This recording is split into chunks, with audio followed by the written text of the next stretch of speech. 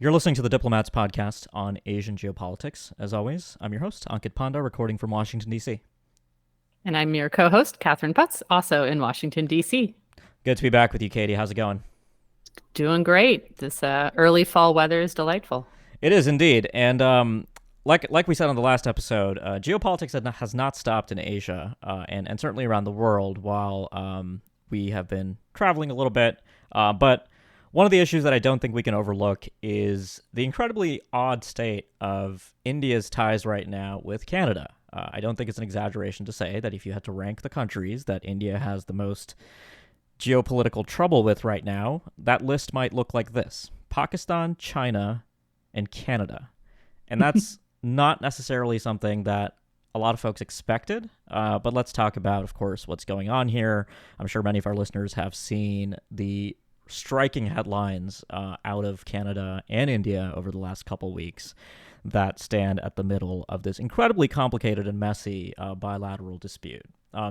So the place to begin, I think, just by way of background, is with Justin Trudeau, the Canadian Prime Minister's remarks on the 18th of September.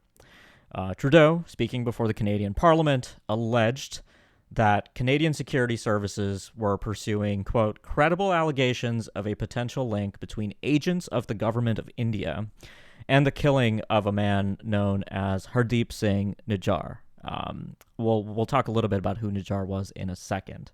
But the big picture here, and sort of the explosive claim, is that India's clandestine security service, the Research and Analysis Wing, was implicated in an extrajudicial killing on the soil of a G7 and NATO member state, Canada.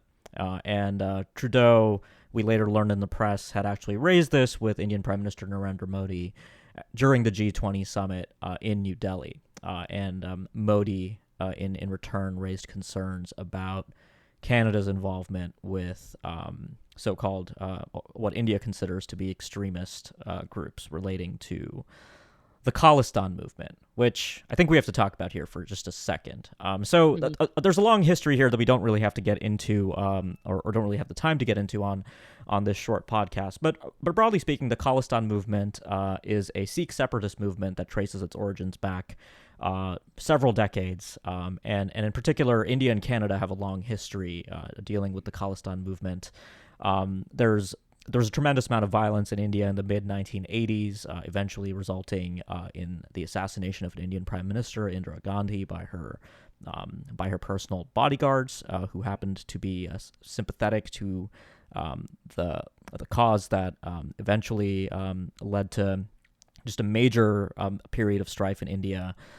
Meanwhile, there is a large Sikh diaspora, not just in Canada, but in the United States and the United Kingdom and elsewhere, that remains sympathetic to the cause of Khalistan, which is broadly a separatist movement to establish an independent Sikh country in, broadly speaking, the territory that correlates to the modern Indian state of Punjab and parts of Pakistan.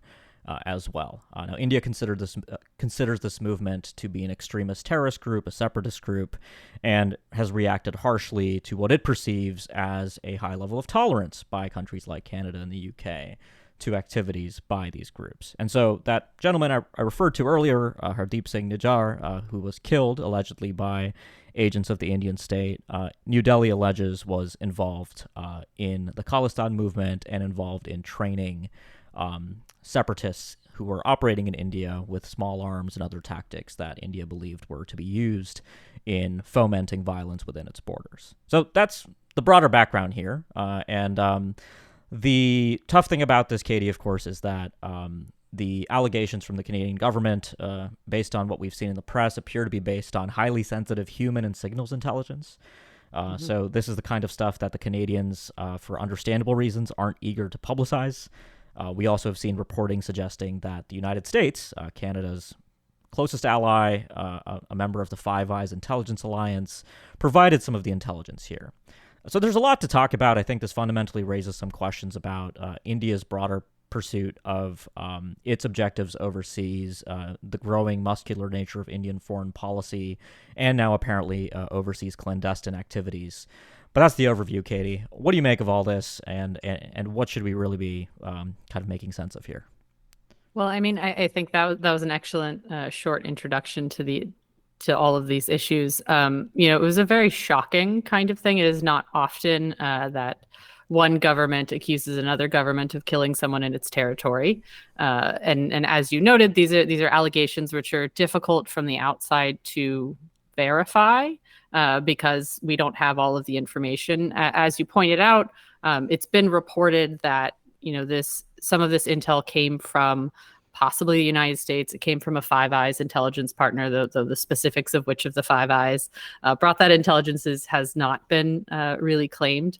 But I think it really gets to the heart of this tension between sort of India's domestic situation and its international ambitions and the partnerships it's trying to seed itself into. Canada is not, for example, a Quad country, but Canada is an intimate friend of the United States. The United States and Canada have very long history together. We share a continent. I think there's certain difficulties that a problem between Canada and India can introduce into sort of these alliances and groups that India wants to be part of. But this particular kind of tactic is something we see in heavily autocratic countries. I think in our prior discussion before recording this episode, I said, Canada and India are maybe not my areas of expertise, but countries that go into other countries to harass or assassinate or kidnap people, that's something I know about. This is something that Tajikistan does in Russia. This is something that Russia has done in the UK. This is something that China has done in a number of countries. And so that's the group that this particular kind of behavior, if it is what happened, this is the kind of group that puts India into. And I think that is a really uncomfortable thing when you sort of contrast that with Modi, in the United States at the White House and sort of this sort of democratic ally, like-minded countries, allies and partners. That language is really hard to square with that kind of tactic. Mm-hmm. One question I had sort of for you is, when we look at what is your view on how this places India in between all of these different shifting alliances? I think it was a very shocking thing, certainly. And I think, I don't know how they're going to get to a better place because India's position is so firm and Canada's position seems to be pretty firm also. And there's not really a great middle ground between those two positions. Yeah, no, this is, I think you've said a lot that's really at the center of this, right? I think the one thing to flag, though, is the reaction in India has been just, really electrifying. This has actually, not even cleaved along partisan lines in the country, right? Members of the Congress Party have been outraged at Canada, just as, of course, members of the ruling BJP have. I think there's, as you sort of hinted at, Katie, allegations of double standards. India doesn't understand, for instance, why the United States and Israel get to carry out killings outside of their borders and why it can't do the same. Of course, India doesn't accept that this killing was carried out by the Research and Analysis Wing. But basically, I think a lot of the Indian diplomatic language boils down to, we didn't do it, but he deserved it. But if we did. And I think the point to make here is just there's a huge divergence, I think, in perceptions, right? I think Western countries do make a difference between extrajudicial killings outside of their borders in countries that perhaps don't have strong institutions and the rule of law versus similar killings carried out by countries that do have these systems, right? The Canadians, for their part, claim that their legal system took a look at Hardeep Singh Nijjar's alleged connections and arrived at an unproblematic assessment, largely, of his activities.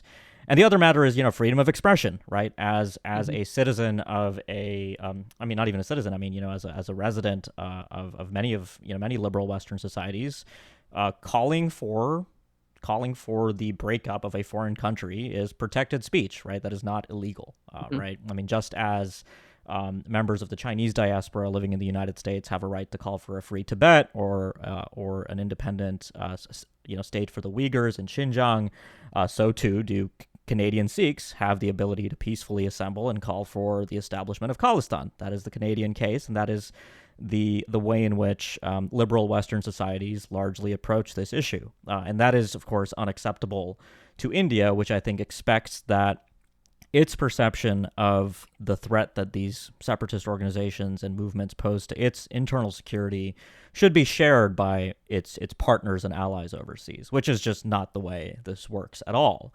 Hmm. The other factor here, and I think we've talked about this on previous podcasts about Indian behavior under the Modi government in particular, I think as there is a growing perception that India is deeply important to the United States and much of the West in the broader geopolitical confrontation with China, there is a more permissive environment for India to take greater risks because the West will ultimately come to the conclusion, as it perhaps did with Saudi Arabia after the killing of Jamal Khashoggi, that Hmm.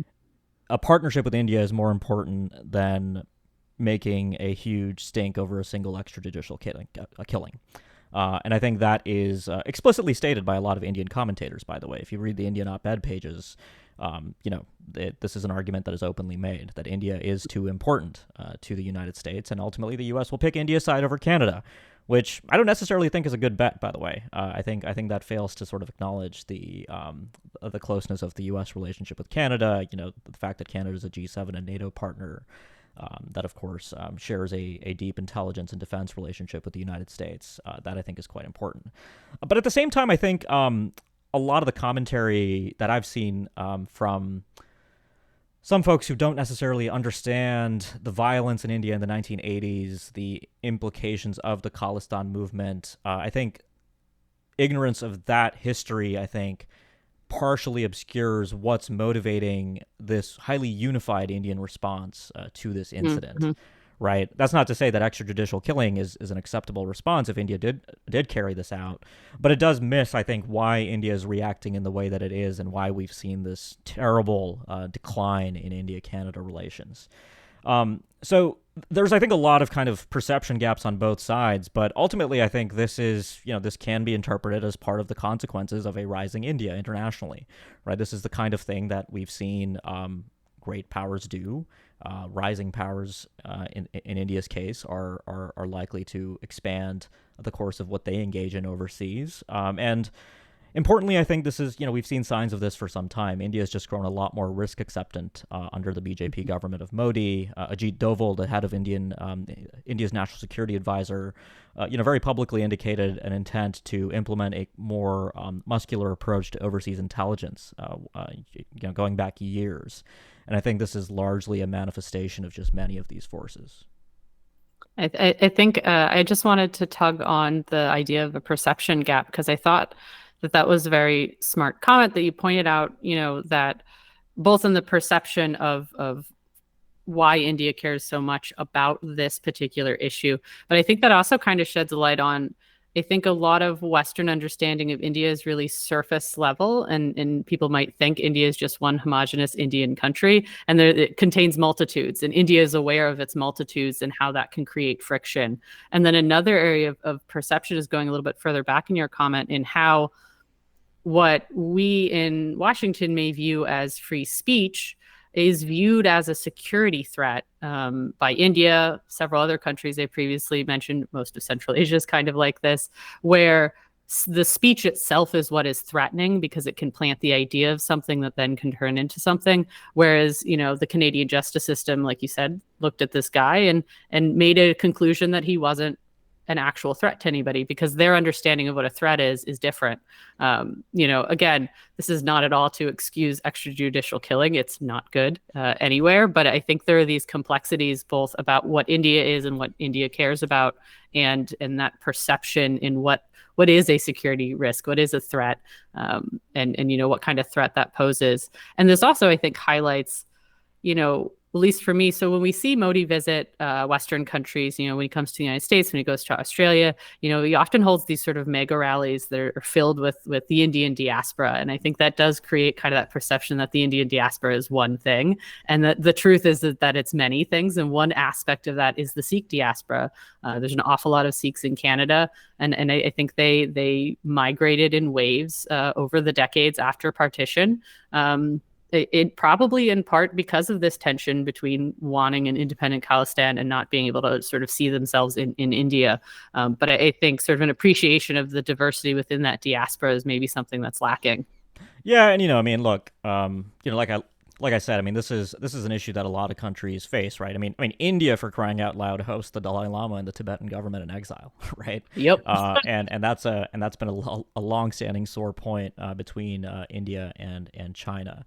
I mean, ultimately, I think there is a cold realist logic to what India allegedly has done here, right, with this extrajudicial killing. But ultimately, I think it's a point of respect for the for the internal rule of law and political system of the Canadian state, which is what I think is being missed in a lot of the Indian discourse on the Western reaction, on the Canadian reaction to this, right? Ultimately, the United States, like I said, Israel, like I said, these countries carry out killings in other countries, but not fundamentally countries of, not fundamentally in places where they respect the rule, the political system and the rule of law of that country in question, right? So I think that is a key difference. I think for example, Zawahiri, the Al Qaeda leader who was killed in a drone strike in Kabul. It's not like the United States could have gone to the Taliban government and asked them to bring him to justice, and they would have done that. And so those are fundamentally different cases. I think that's a good thing to point out. And then I just had one other thought I want to throw in before we maybe wrap this up. Maybe within the U.S.-Canada dynamic, this allows Canada to be the one that presses India on some of these issues.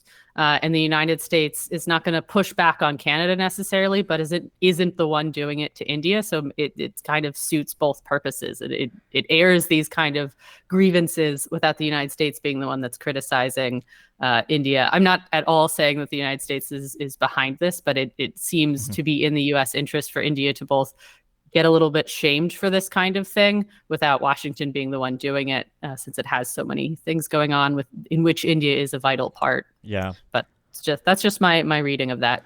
Yeah, I mean, I think in closing, Katie, what I would say here is I think this incident is ultimately serving as a bit of a wake-up call for a lot of folks in the West who've had, as you said, that simplistic narrative about what a rising India means for Western interests in the Indo-Pacific, competition with China, etc.